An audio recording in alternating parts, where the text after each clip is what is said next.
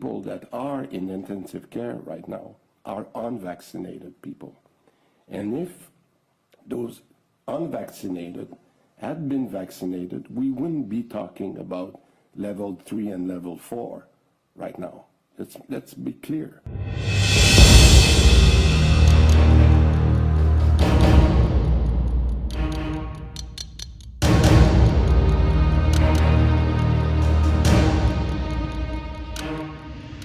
Around what percentage of people in hospital with COVID-19 are hospitalized because of COVID-19, and what percentage are hospitalized for something else and who are then tested and happen to have COVID-19? Do we have any sense of what those numbers are like in Quebec right now? Yes, and in fact, those data is going to be more precise, but I can give you, I would say, some info. At least 30 to 40% are not really related admission. It's because it's so on circulation, actually, that if you have a problem of stomach or something, you need to get hospitalized, they will test you and they will find your COVID-19, but the reason why you are in the hospital is not COVID-19. So that's the situation, actually. When people are seeing cancer treatments, and elective surgeries put off because beds are filled with people who chose not to get vaccinated, they're frustrated.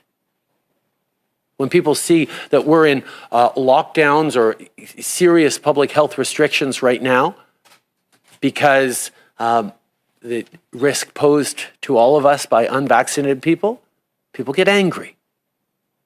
And we have put forward many, many different measures to encourage, to reassure, to incentivize, to educate, to cajole, to remind people that it's never too late to do the right thing.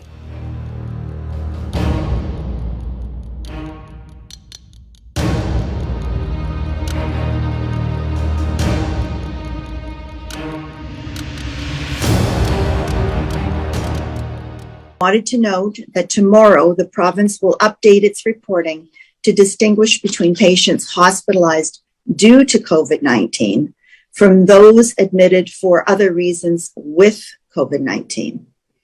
Today, the data tells us that 54% of individuals were admitted to hospital for COVID-19 and 46% were admitted for other reasons but have tested positive for COVID-19. In our ICUs, 83% of individuals were admitted for COVID-19 and 17% were admitted for other reasons but have tested positive for COVID-19. While this doesn't change the serious situation in Ontario's hospitals, we feel it is important to share this data to provide additional context and support our continued response to the pandemic.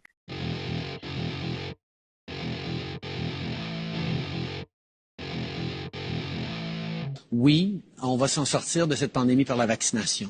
Puis on en connaît tous des gens qui sont en train d'hésiter un petit peu. On va continuer d'essayer de les convaincre. Mais il y a aussi des gens qui sont farouchement opposés à la vaccination. Qui sont extrémistes. Qui croient pas dans la science, qui sont souvent misogynes, souvent racistes aussi. C'est un petit groupe, mais qui prend de la place. Et là, il faut faire un choix en tant que leader, en tant que pays.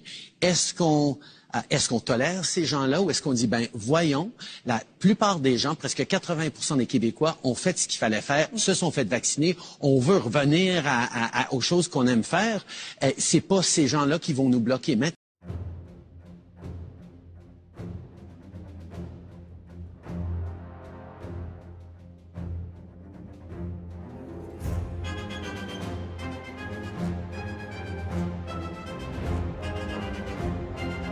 Please get the vaccine for the sake of everyone around them. It's not an individual freedom issue, it's an issue of community good. According to Léger, more than 3 in 4 Canadians have negative views of those who are not immunized. Many people feel they're irresponsible and selfish. It's not about you, it's about others in your community and in your household. And I don't think they see that picture. They just think of themselves. Many people are concerned about being around unvaccinated workers. Your job involves dealing with the public or other people. Vaccination should be required. I don't think they should be allowed to go to work. I would feel sorry if they lost their jobs because of it. Right, but I think that any shared workspace, people should be vaccinated. An Angus Reid study finds nearly 70% of Canadians support the idea of firing onboard airline staff, school teachers, police officers, paramedics, firefighters, and medical professionals who aren't vaccinated.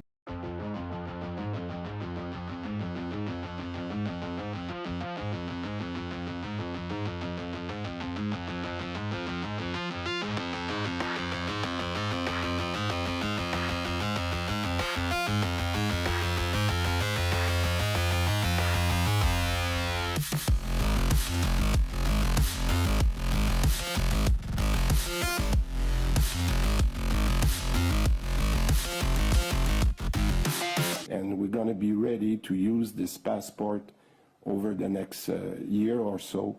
And that's the reason I'm warning people today that the third dose will be adjusted for the passport. And we better be ready for that. We're looking for an health contribution for adults who refuse to be vaccinated for non-medical reasons. Those who refuse to receive their first dose in the coming weeks will have to pay a new health contribution. I know the situation is tough.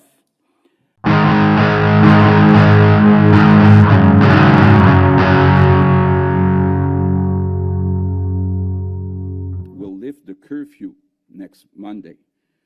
We're also announcing that vaccination will now be mandatory for large stores of more than 1,500 square meters, except for grocery stores and pharmacies.